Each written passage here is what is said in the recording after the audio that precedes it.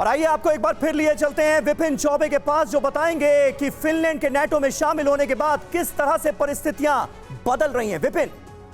बिल्कुल समीर, देखिए पूरे दुनिया की निगाह इस वक्त है कि फिनलैंड की नेटो सदस्यता के बाद पूरी दुनिया में अचानक हलचल तेज हो गई है।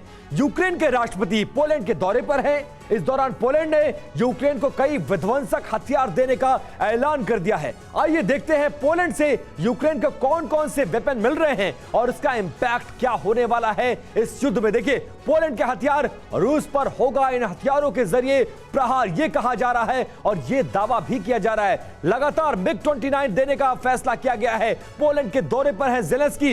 युद्ध शुरू होने के बाद दूसरी बार पहुंचे हैं पोलैंड के दौरे पर ज़ेलेंस्की और पोलैंड ने 4 MiG-29 फाइटर जेट देने का ऐलान किया है। इसके साथ साथ और क्या कुछ मिलने वाला है। 125 mm टैंक राउंड मिलने वाले हैं। 100 बख्तर बंद गाड़ियों की मदद भी कर रहा है पोलैंड। साथ साथ ऑटोमेटिक मोर्टार जो है वो भी देने का फैसला किया गया है।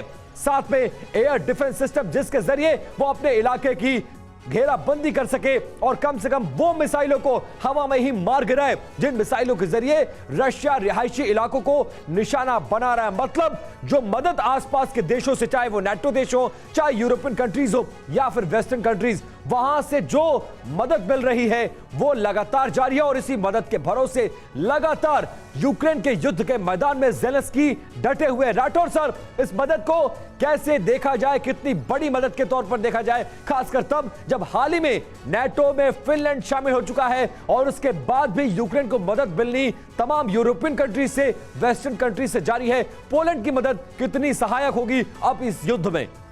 देखिए विपिन, इस युद्ध में पोलैंड की यूक्रेन को मदद बहुत महत्वपूर्ण रही है। अधिकांश यूक्रेनी शरणार्थियों ने पोलैंड में जाकर शरण ली है। सारे नेटो कंट्रीज़ का जो आर्म्स, अम्युनिशन और इक्विपमेंट आ रहा है वो वाया पोलैंड आता है और इसीलिए आपने देखा होगा कि लवीव शहर पे अक्सर रूस के रॉकेट गिरते रहे। पोलैंड ने रूस, अमेरिका और ब्रिटेन के बाद तीसरा नंबर आता है इस मुल्क का अगर साजो सामान से मदद की बात की जाए। जी, पोलैंड ने पूरा MiG-29 का फ्लीट देने का शुरुआत में पेशकश की थी जो उन्होंने ठुकरा दी थी। तो पोलैंड इनके साथ जमकर खड़ा है। जब यूक्रेन की ग्रेन डील नहीं हुई थी तो इसने अपना पोर्ट भी ऑफर किया था कि हमारे पोर्ट से, गडांस्क से आप हमारे ये जो गेहूं है इसको निर्यात कर सकते हैं। तो पोलैंड यूक्रेन के साथ इस लड़ाई में, बाकी अमेरिका और यूएस वगैरह को छोड़ दिया जाए तो सबसे मजबूत सपोर्ट अगर किसी ने दिया है तो ज़ेलेंस्की को है।